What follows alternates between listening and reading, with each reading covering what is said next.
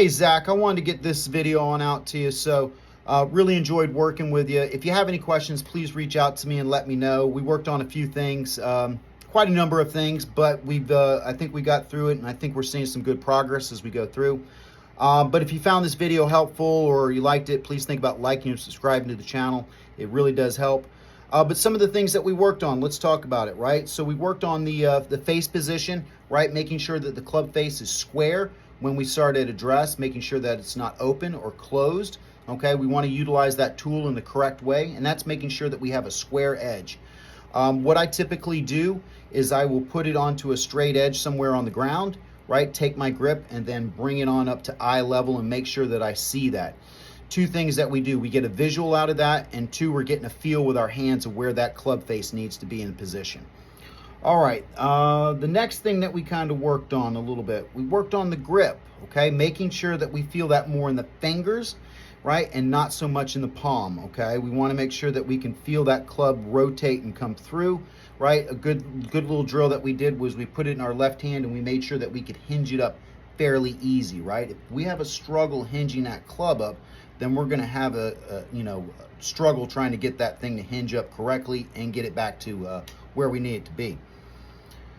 Also, we worked on our tilt and turn drill, which is the video I'm going to send to you today, making sure that we feel like that left shoulder is turning down at impact. Also making sure that that right hip is turning back behind us a little bit, and not sliding off to the side and not over rotating either, right? So making sure that we have like a little device across our chest, turning down towards that bucket a little bit. I would also have like another little alignment rod or something on the right inside of your right foot, making sure that you're not over rotating past your right foot, okay? We want to get a good coil, but we don't want to over rotate.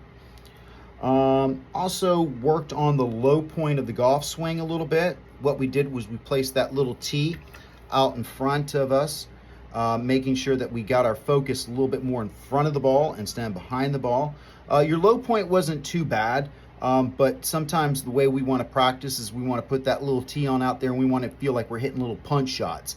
That way we're compressing the ball and we're just putting a little club to ball practice every time and making sure that we're compressing that ball.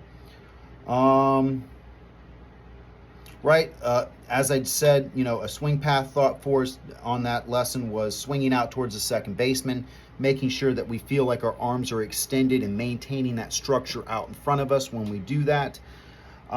Your path wasn't too bad from what we saw from the TrackMan data and all that.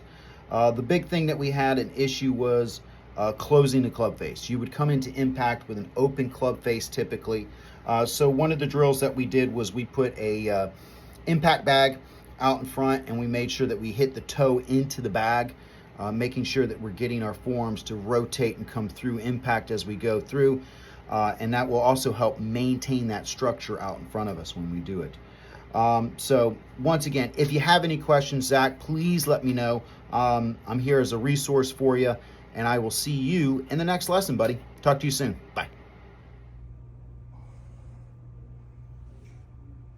Hey Zach, wanted to get this video out to you, so hopefully you enjoyed the lesson. Hopefully you learned a lot. As I said, once again, if you have any questions, please let me know. And once again, I look forward to our next lesson. But let us kind of take a look at a few things here. So this is that tilt and turn drill, right? This is pretty important for what we need to do.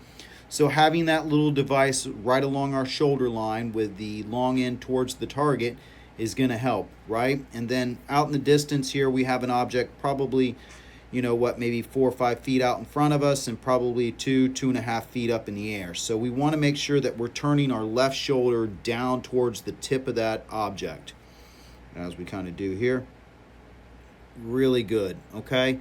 Now, one thing I want to kind of mention here just a little bit is make sure that you don't let that back leg lock up, okay? Then it's going to be really tough to transfer our weight if we want to go forward. So that's why I kind of came in behind you and kind of pressed back behind your knee.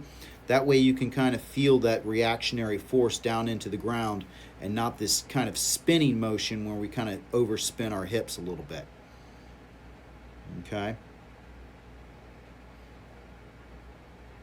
All right. But that's a really good position where we want to be. We want to be able to notice that we feel the weight into the right heel of our right foot, and we also want to feel some pressure into our left inseam on the inside here. That tells us that we're getting a good rotation and good coil. Okay, now you can see that the left shoulder is getting down and the back is to the target, which is a really good motion for us as we kind of come through. Okay, so hopefully that helps. Keep working on that. The big thing I would work on is this drill. Also make sure that you work on your grip, making sure that we feel that more in the fingers. That way we have control of the club a lot more when we get up to the top and not feeling like we're kind of losing control at the top.